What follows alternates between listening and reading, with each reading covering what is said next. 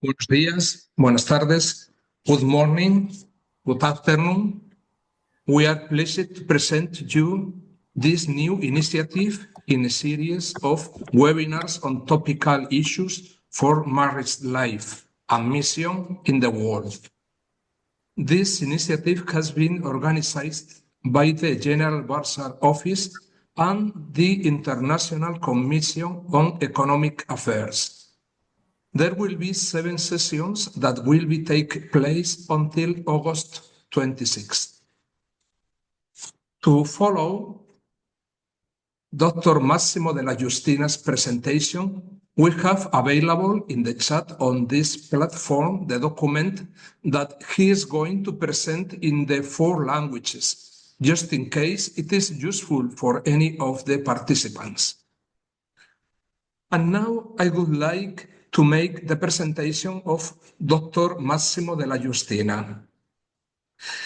He holds 3 degrees, mathematics from the Pontifical Catholic University of Paraná, economic science from the London School of Economics, philosophy from the Pontifical Catholic University of Paraná. He holds a master's degree in social policy and planning from the London School of Economics, doctor in production engineering from the Federal University of Santa Catarina. He works with the disciplines of international economics, macroeconomics, and political philosophy. He was chief of staff at the Pontifical Catholic University of Paraná between 2006 and 2018. And he is currently a full professor at the Pontifical Catholic University of Paraná in the disciplines of international economics and macroeconomics, and he has a solidarity projection in the Africa Sustainability Project that the General Administration sponsors and promotes. We are grateful to Dr. Massimo for agreeing to offer us these thoughts on the topic of geopolitics. We are sure that they will be inspirational in the context of the Marist mission in the different countries of the world. Thanks a lot. We give him the floor.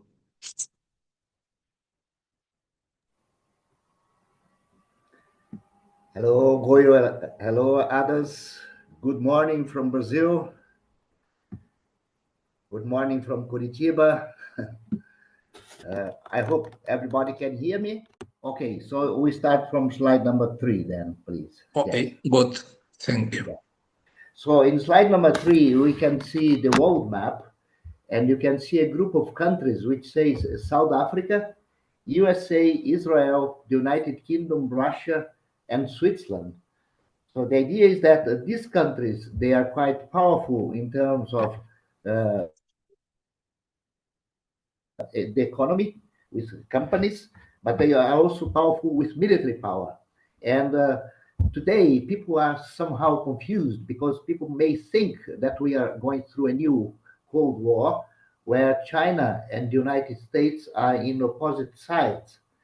But my invitations for you is to understand that when there is negotiation or intimidation between China and the United States, particularly that's an idea that Chinese company, they can work together with the companies of South Africa, USA, Israel, the United Kingdom, Russia, and Switzerland, particularly when we talk about mining, natural resources like copper, oil, silver, and so on and so forth. Now we go to slide number 4, where you have a quick overview of 5 schools of international relations. So diplomats in the world and people who plan geopolitics, they come from different universities, and different universities in the world, they give different emphasis on the way the present-day government is supposed to deal with other countries. So we have the constructivist school, which is bound to follow the tradition, uh, not intervening in other countries and just try to keep the balance between countries. The liberal school is pretty much um, uh, working on that everybody in the world they can play by the rules. So if there is a renegade country, then the international community, particularly the major players of the United Nations, they are trying to make sure that that country is going to oblige by the rules established between countries. Marxist school, it's a different school that says, well, the way the world is organized, it doesn't work because you have private companies in each individual countries. There is a huge economic concentration, and that's why societies also are not very democratic. So we need to change to try to to build up like a socialist experiment. The realist school is the school that is pretty much on the way of present day government of Israel or maybe Russia, uh, and maybe with Ronald Reagan in the past, that military force can be used to force other countries to oblige by the rules of the law. And then a new school, which is called the pluralist school, which comes from Harvard University, says, well, I think the world is a diverse place. Countries are different. There are different cultures. There are different levels of economic development. So it's all well if countries can use soft power, meaning international relations, cultural cooperation, trade, exchange of academics, sports, food, and, and stuff like that. But also, it's not enough to use soft power, meaning not using military power, but countries need to be intelligent. They need to be smart in the way they help other countries to solve their problems or seek the path of development, right?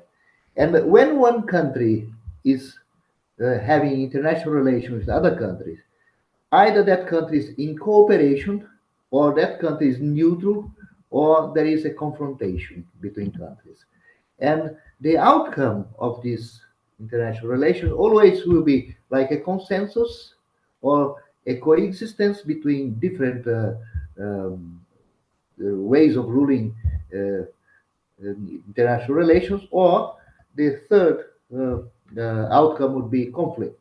Conflict can be diplomatic, can be people trying to talk to each other through a third party, or it can be even war, right? And just to make sure that also when countries are dealing with each other, they use pretty much what we call the theory of game, that a country establishes an action. Let's say if you take now, Mr. Trump is threatening to send some military forces around Venezuela. That's an action. Then the country expects a reaction from Venezuela, and then there might be a counter reaction. So that's the way countries work. Now we go to slide number 5. Also, it's good to know that people who work to establish international relations with other countries in each single country, they work with scenarios. They have strategic plans. And then in scenarios, always any country in the world, they try to be in control of the relation with other country. But sometimes they fall hostage. Like, for instance, Ukraine today is a hostage of the Russian invasion. But the idea is that the countries can come out of a hostage situation not to follow victim of the aggressor of a scenario that it was not chosen by themselves. Right. In the strategic plan, you can take, for instance, the example of Pentagon in the United States, or you can take the government of Japan or UK or Italy or Germany, where there is a strategy for uh, the governments and also for private companies in the way they are going to relate to other countries within 5 years' time, 10 years' time, or maybe even 20 or 50 years' time, right? But then countries they need to have tactics also to establish their aims, and they need to have logistics, right?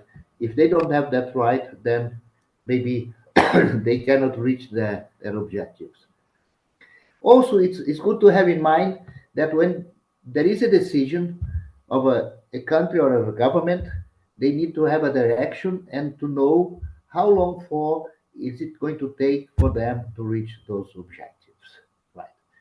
Now we go to slide number 6. Just is the first step then of our talk this morning, and to understand why we are in the current affairs between countries, uh, we have to go 50 years back. Remind you that in the early 1970s, Europe was growing economically again.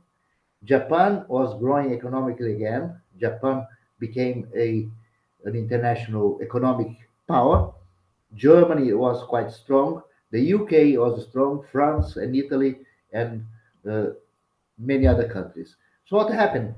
There was a lot of cheap money in New York and in the United States.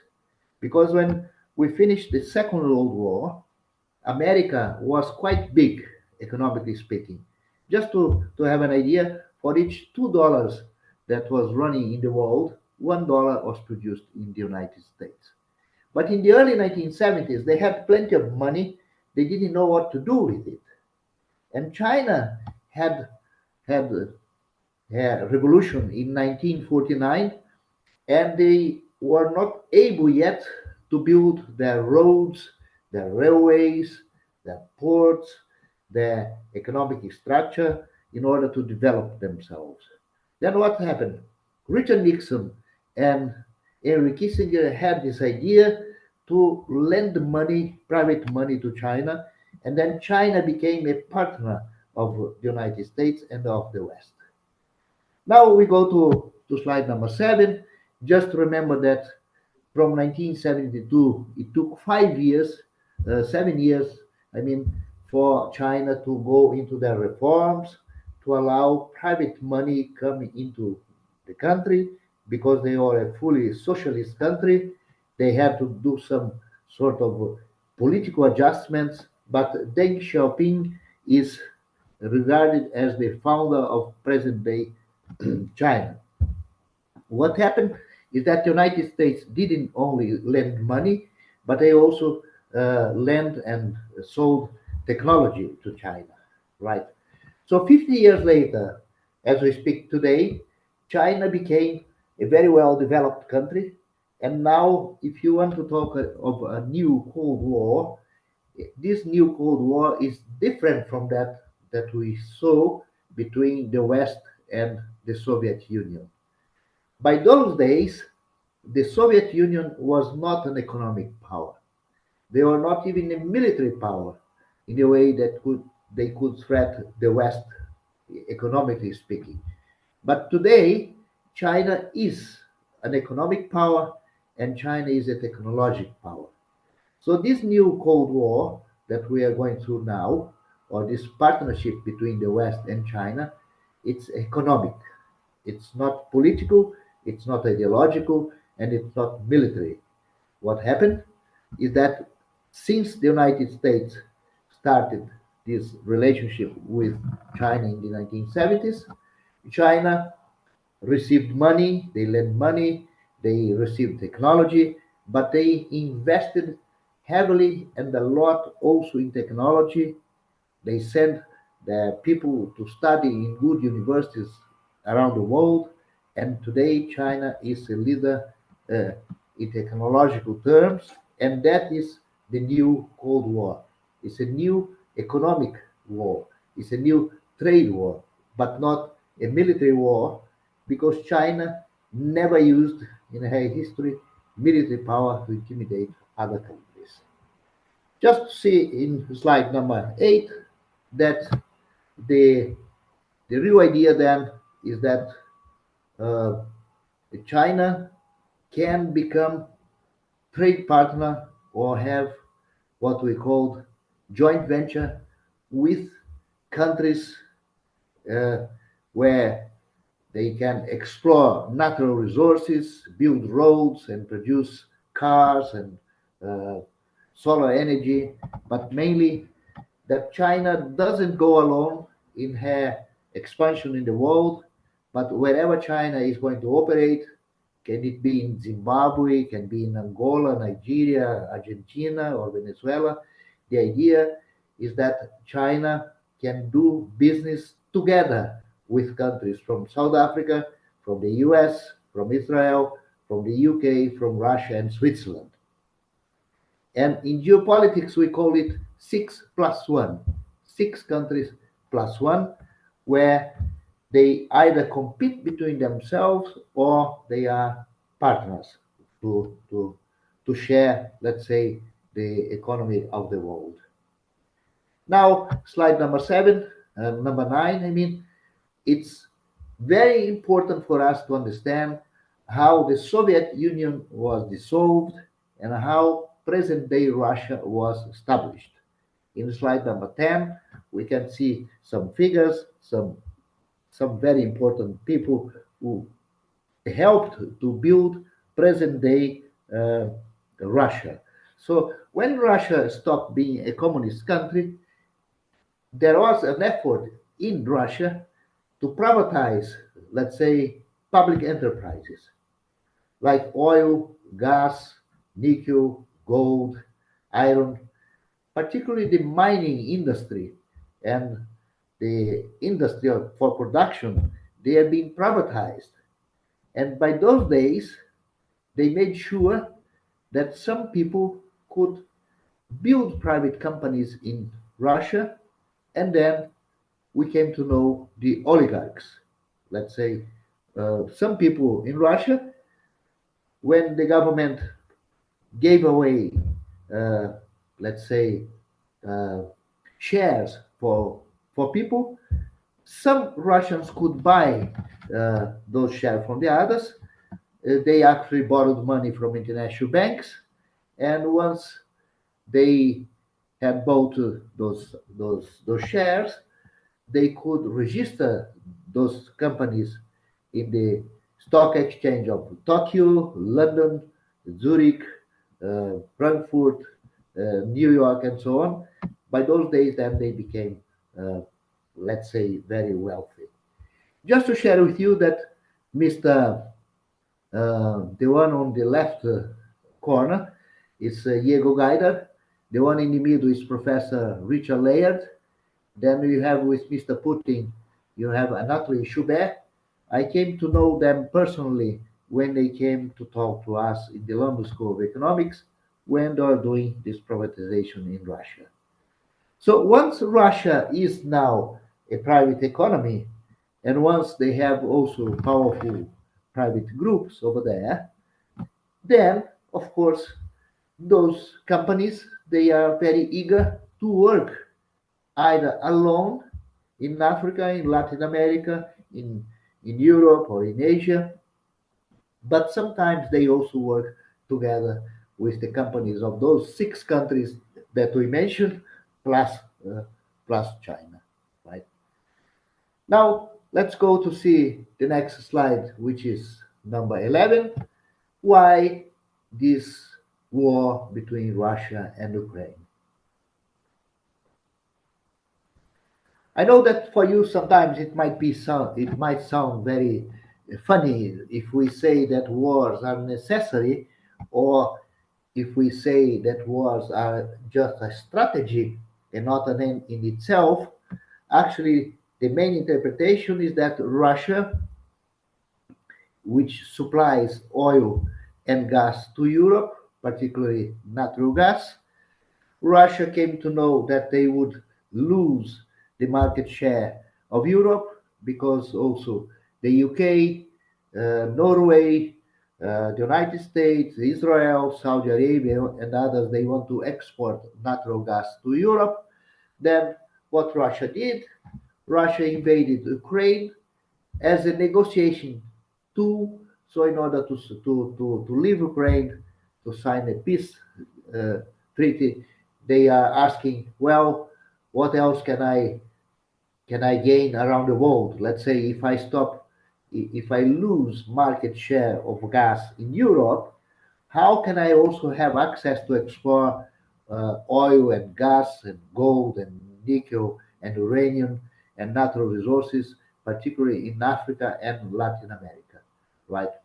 So what can we see here is that it, actually it's a strategy. When you have a geopolitical plan, let's say Russia is planning how they want to be in 10 years, 20 years, in 2050, 2100, they are just using their war machine in order to assure those aims. So in that way, let's say the Ukraine-Russia war is just a bargaining. It's a redistribution of spheres of influence in Africa and Latin America. By whom? By Russia, but also by companies which are dealing with mining and stuff, again, in the UK, in the United States, in Israel, in Russia herself, in South Africa, Switzerland, and sometimes it includes also Canada and Australia, right? Now let's go to slide number 12. I have a list there. We're not going to go very deep into that, but to see that Russia is a country which is very well organized geopolitically speaking. You may not agree with the Russian private companies do. You may not agree with the government of Russia do. You may not agree with the military of Russia do. But one thing we need to keep in mind, they are very well organized. They know the strategic plan for their countries. So they have different scenarios, and the last one, even it's to have a partnership between the United States and Russia, meaning for the international trade, but also maybe, I'm not sure, yeah, but even maybe Greenland comes in the middle, maybe the Arctic Circle comes in the middle, maybe even a greater Israel is in the agenda. So why are we mentioning that? Because it's very important for you to know that the war in Ukraine, it might have a link, a strategic link, I mean, not directly, but indirectly with what is happening today in Gaza and maybe with is happening in a few countries in Africa, where we had faced some coup d'etats in the past. Now, slide number 13. I think everybody knows that Israel, during the course of its existence from, let's say, 1948 up to now, the idea of having two states in one territory, meaning Palestine and Israel. We are watching now that maybe the strategic plan of a greater Israel, meaning maybe there will be only Israel, and we are not sure whether there will be a Palestine state. So we have to wait and see what goes on, because Israel is a democratic country. As a democratic country, they have one government which can be more military minded. You have another government which is more diplomatically minded, according to those different schools of international relations that we saw at the beginning, right? So what does it mean? I mean, when the present government of Israel is going to give way to another government, maybe there won't be much wars and military intervention and so on and so forth. So Israel continues to be a mystery, and the existence of not of a Palestine state within the territory will be a mystery. We cannot predict pretty much on what will going to happen. Another idea to have in mind is that the conflicts in the Middle East, they are not just locally based. Let's say when we saw troubles in Iraq in the past, and then you saw wars in Lebanon, then you saw now the Gaza war. I mean, there is an entire strategic plan for the security of the region.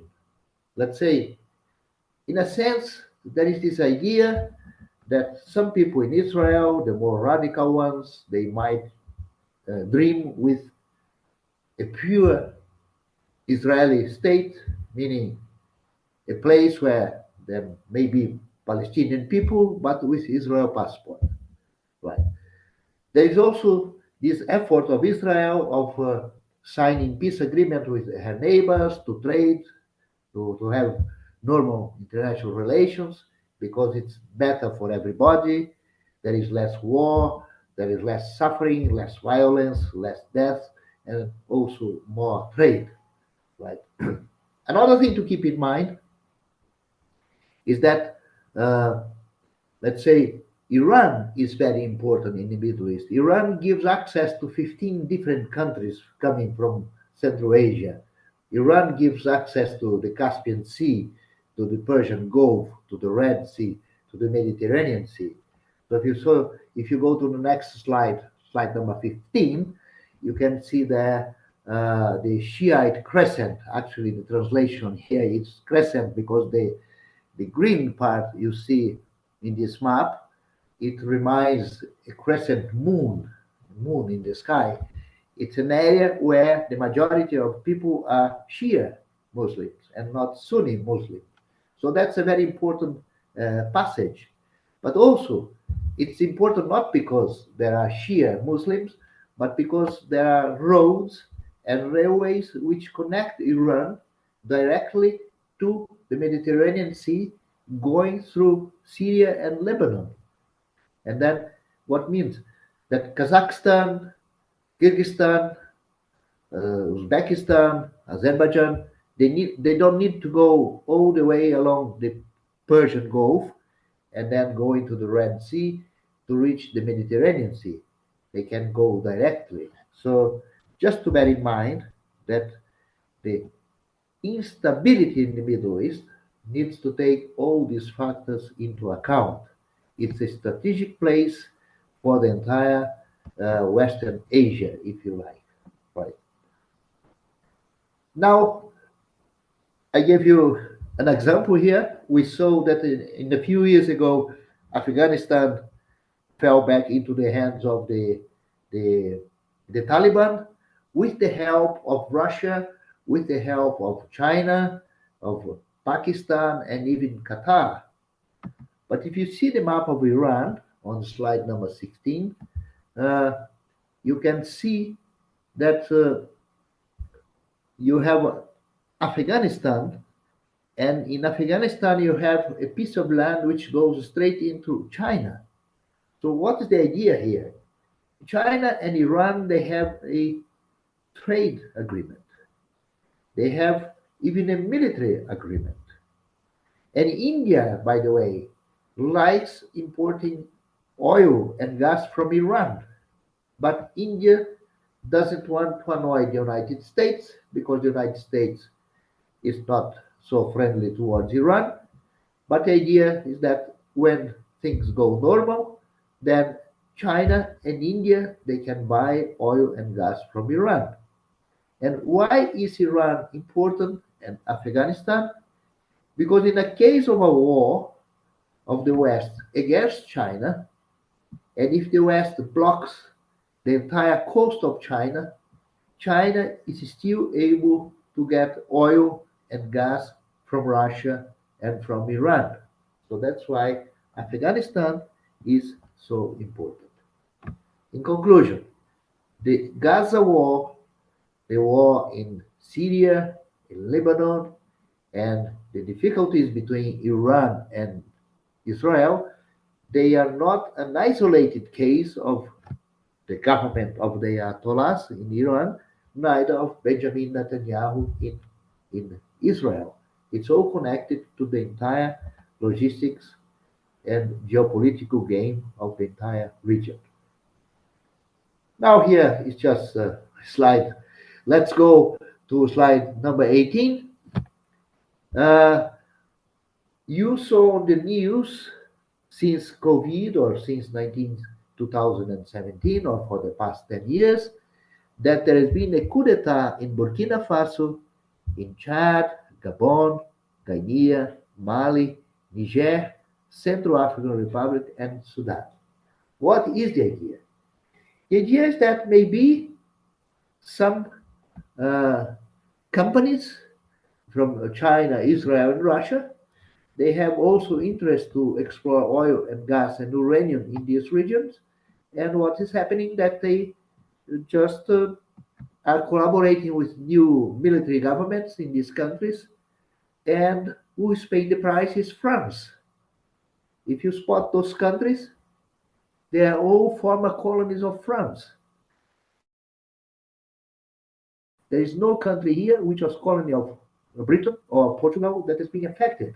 So it's just to understand the idea that maybe also in Africa, companies from the United States, from the UK, from Switzerland, from Israel, from Russia and South Africa, and maybe from Canada and Australia, they are working together with this military government, right? The idea is that there will be a partnership between China, Israel, and Russia, but also involving the Western countries. Now let's go to slide number 19. This will understand may help you to understand why mining is so important. You have on your left hand side the physical map of Africa. You can imagine there are no people there. There are only gold, oil, natural resources, and then on your right hand side you have the table of elements of chemistry, and just to understand that maybe these new regimes which we are watching in Africa with military coup, they are linked to the interest of the mining companies. Now, when you have further time, you can have a look on slide 20. You can see that since 1952 to 2023, there were a lot of efforts to stage coup d'etats in Africa. For instance, they tried 214 coup d'etats and 106 they are successful. So why do we establish military dictatorship in governing in a few countries? It's not because countries haven't learned to be democratic, but maybe those people in power, they are being put in power by foreign interests. That's nothing new, right? Let's go now to slide number 22. Uh, Now, we talked about Russia, we talked about China, how it became a world power. We talked about coup d'etats in Africa, but there are other places in the world where things are not settled yet. Let's say Venezuela, as you know, is the holder of the biggest oil reserves in the world. So as soon as foreign companies decide together with Venezuela who is going to explore oil in Venezuela, maybe then Nicolas Maduro can take holidays. Maybe then they can settle also who is going to explore oil in Guyanas. So we have to pay attention on what is happening in Latin America also. Just to remind that the disputes, being international relations or democracy or dictatorship or non-democratic governments, which are ruling Latin America, they might be also connected with the uh, politics which is going on in other countries, because this is also part of an international geopolitical game. Right. Let's go now to to slide number 25. You see that Nicaragua is also a very noisy place. When you have a noisy place and a noisy president, always it's because there is something interesting going on there. We all know that is Panama Canal, which is very important for trade and military actions uh, in the link between the Atlantic and the Pacific. But the Chinese, they have over 50 billion US dollars ready to build a new canal maybe in Nicaragua, in a way that when we talk about Central America, which is a very important, a very strategic place in the world, maybe Central America also is for the grabs of geopolitics between the United States, which is trying to exercise her influence over Panama.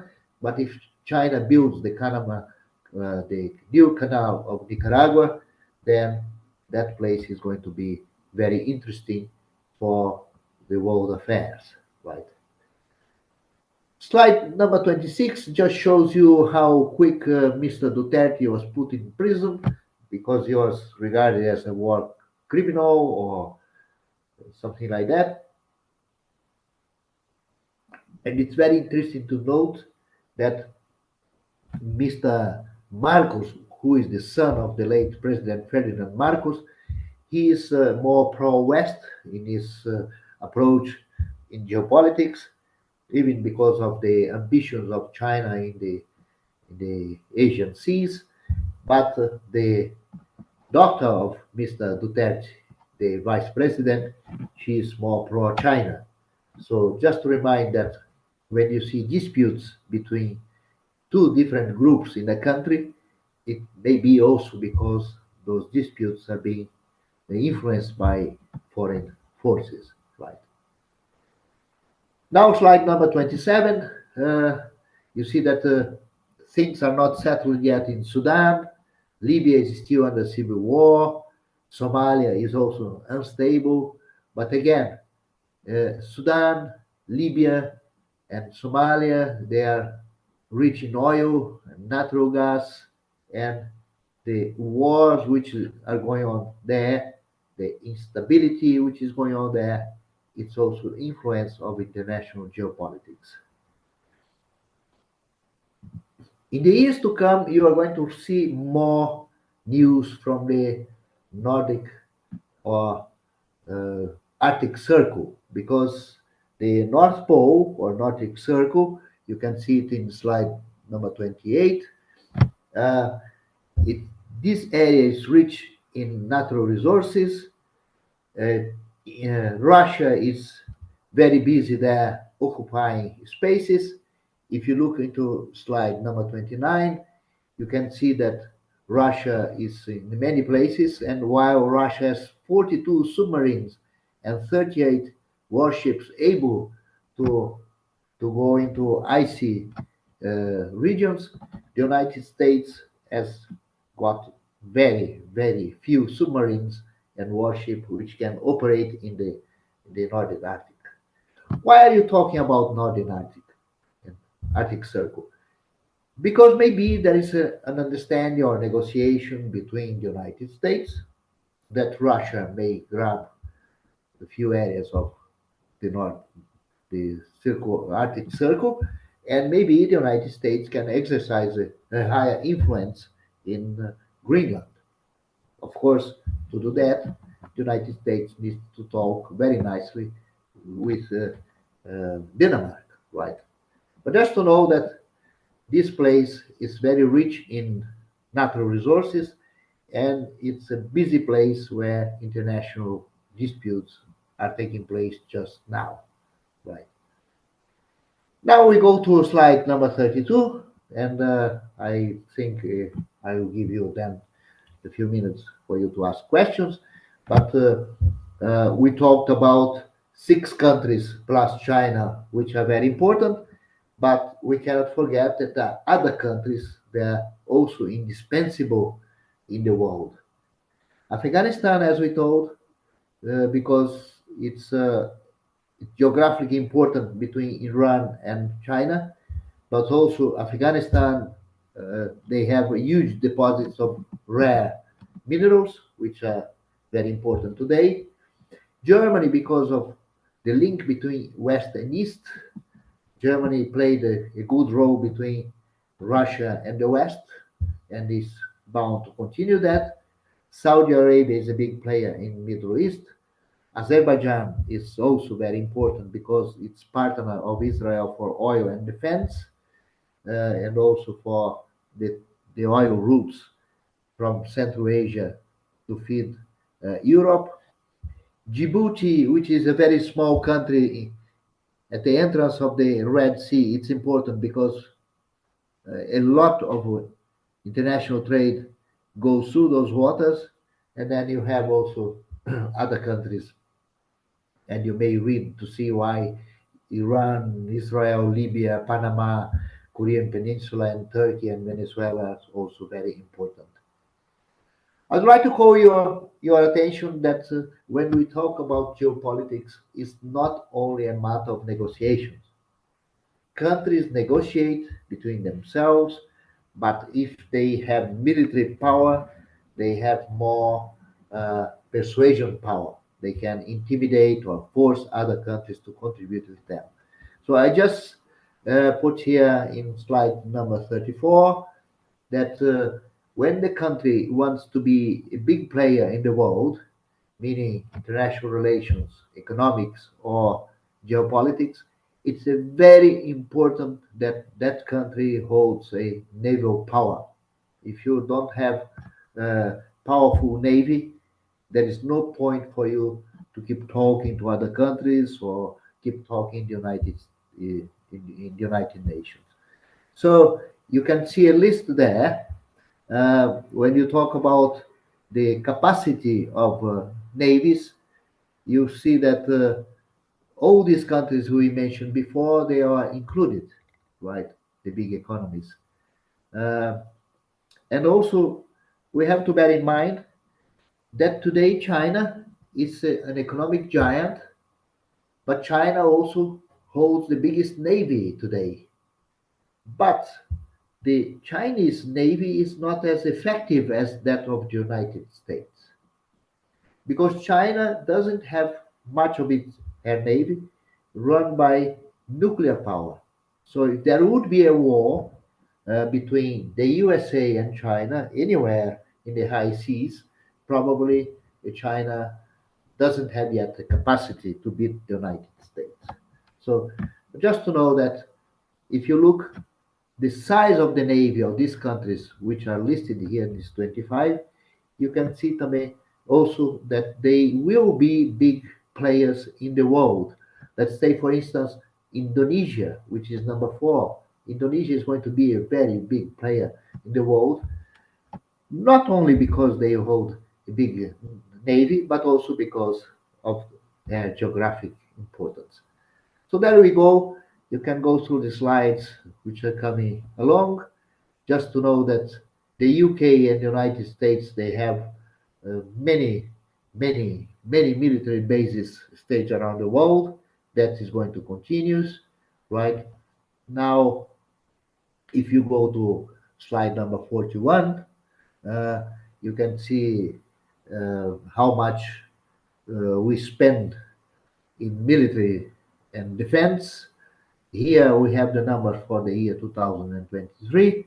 I just compared with the Pontifical Catholic University of Paraná, which is the Marist University known to every one of you, to see that if we were to run, to use that money, we could run 26,000 Pontifical Catholic Universities of Paraná in 1 year with that same money, right? So there we go. Just slide number 43 shows you also that together with geopolitics, there is the question of finance of governments. Governments earn, um, uh, hold a lot of money from private sector. The United States alone is the hold of almost 40 trillion US dollars debt. Why is that a problem? That's a problem because the small economies, the economies which export raw materials to the big economies, instead of using those dollars or those euros or those pounds sterling, that foreign currency, instead of using that to develop their countries, it's very normal that private companies which export even agribusiness and mining to other countries, it's very common that they lend that money to governments of France, of UK, of the United States, and so on and so forth. So what does it mean? That the way the economies are organized, there is still a huge income concentration in the world. And why is that important for you who are running colleges and education around the world? It's important to understand why Ghana, being a big exporter of gold, for instance, they don't have a huge middle class to put their kids in private colleges. Why uh, uh, Ivory Coast, Cote d'Ivoire, which is a big exporter of coffee and cocoa, why that country is also stuck and doesn't develop herself in spite of being a big exporter of natural resources. It's most probably that the companies in those countries which export raw materials, they don't invest the money or they don't put the money in the banks of Ghana and Ivory Coast. You could talk about Burkina Faso, you can talk about Zimbabwe, you can talk about Angola, any single country. Why? Because the dollars, the foreign money they earn from exports, it's lent to the big economies, right? So then it doesn't help much, right? Just to see, if you go to slide number 45, you can see also that Brazil, for instance, is a big creditor of the United States. People get surprised when I mention that. But private companies in Brazil which export iron ore, gold, aluminum, or beef, pork, and poultry, or soybeans, maize, agribusiness. A lot of those companies, they buy dollars and they lend it to the United States. I mean, it's nothing wrong. There is nothing immoral about that, but it disturbs the economy, right?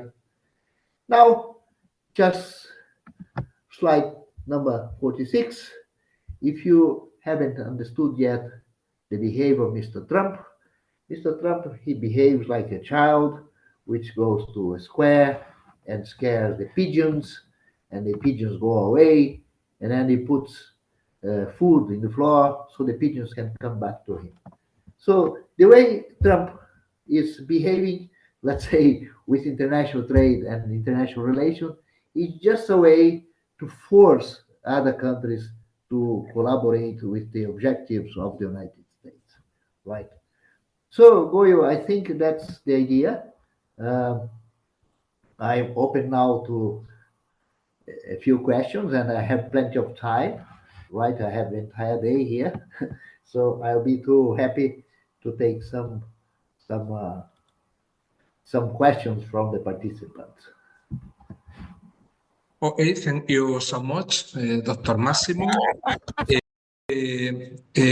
Once again, Dr. Massimo, we thank you for sharing with us your Marist knowledge, wisdom, and identity. Thank you very much, and may God bless you.